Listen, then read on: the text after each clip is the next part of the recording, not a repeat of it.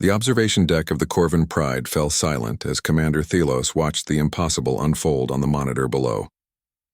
In the containment yard, 6 Vraken cubs, apex predators whose adult forms could shred through reinforced titanium, were supposed to be undergoing their first aggression assessment. The species was legendary across 12 star systems. 4-armed, scaled behemoths with serrated fangs and a hunting instinct so refined that even their young were considered Class A biothreat specimens. The Galactic Conservation Corps had rescued these cubs from a dying world. But protocol was clear. Assess, contain, never trust, and certainly never let a human near them unsupervised. Yet there she was. Mira stood in the center of the yard, her brown hair pulled back in a simple tie. Her standard-issue jumpsuit dusty at the knees. She carried no weapon, no neural dampener, no protection field. Just a bucket of what the manifest listed as nutritional supplements, and an expression of such calm familiarity that Thelos felt his secondary hearts skip. The cubs had been clawing at the containment gate for the better part of an hour, their distress calls echoing through the ship's lower decks. Every regulation said to let them exhaust themselves. Let the hunger and isolation teach them the hierarchy. That was how you handled apex predators. But Mira had walked into the observation room, taken one look at the monitor and said simply, "They're scared." Before anyone could stop her, she'd overridden the gate locks with her xenobiology clearance and stepped inside. Now, the largest of the cubs, Ravik according to the genetic tags, lowered himself into a predatory crouch. His scales rippled with chromatophores signaling aggression, his forearms flexed, each ending in claws that could disembowel a full-grown Tharkosian bull. Thelos reached for the emergency purge command. Then Mira did something that defied every tactical manual in galactic space. She smiled, and she called his name. Ravik. The cub's ears, triple-ridged auditory sensors that could detect a heartbeat from 30 meters, swiveled forward. His growl stuttered mid-breath. "Come here, big guy," Mira said, lowering herself to one knee. She extended her hand, palm up, fingers relaxed. "I know you're hungry. I know this place is strange. But you're safe now, I promise." For 3 terrible seconds, nothing moved. The other cubs flanked Ravik, their eyes, all 12 sets, fixed on the human with predatory focus. Then Ravik barreled forward. Thelos slammed the purge command, and Bir watched in shock as the 200-pound predator cub crashed into Mira's legs, his momentum carrying them both backward into the dust. But there was no blood, no screaming. Instead, Ravik pressed his massive skull against Mira's chest and made a sound that the translator struggled to process before finally settling on. Contentment purr. The other 5 cubs rushed forward in a cascade of scales and claws and desperate chirps. They climbed over each other to reach her, pressing against her sides, her back, her shoulders. One, a smaller female with scarring on her forearms, tucked herself under Mira's arm and refused to move. Mira laughed. The sound carried through the observation deck speakers like a hymn. "There you are," she murmured, running her hands over Ravik's armored head, tracing the growth ridges above his eyes. "There you all are. You've been so brave." Thelos descended the ladder to the yard access faster than his dignity allowed. By the time he reached the gate, his linguistic officer, Seraph, had joined him, her optical sensors wide with confusion.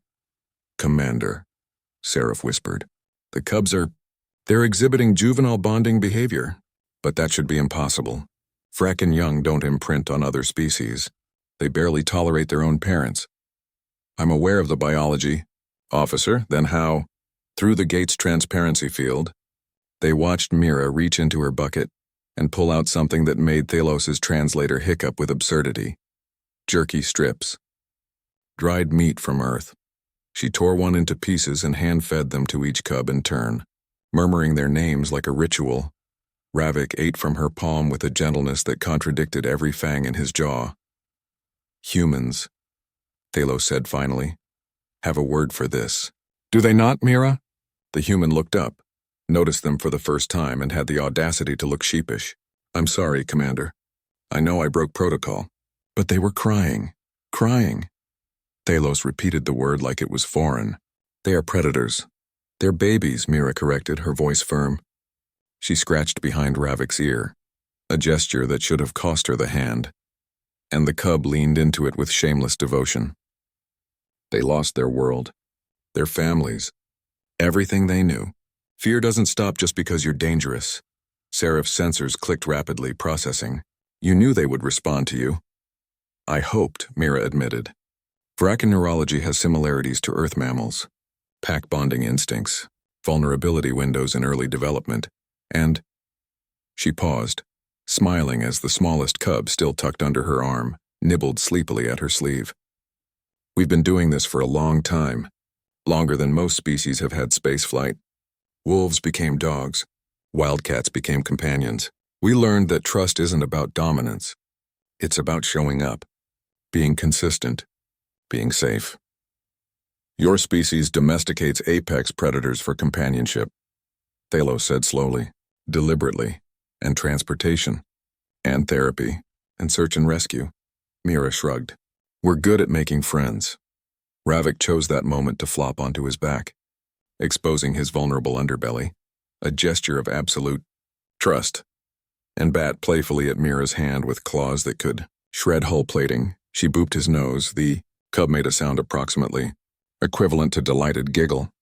Unbelievable, Thalos muttered. But as he watched the human sit in the dust surrounded by creatures that, by all logic, should have killed her, watched her feed them, soothe them, teach them that the universe still held kindness, he understood something. The galactic community was only beginning to grasp. Humans didn't conquer through strength or technology. They conquered through audacity wrapped in compassion, through the sheer, stubborn insistence that every broken thing, every dangerous, damaged, terrified thing, could be reached if you just knew its name and spoke gently.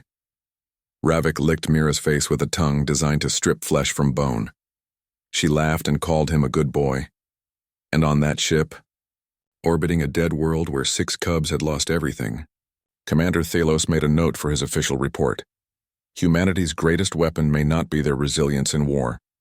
It may be their refusal to believe that anything is beyond saving, and their uncanny ability to make that belief contagious. Even to predators. Especially to predators.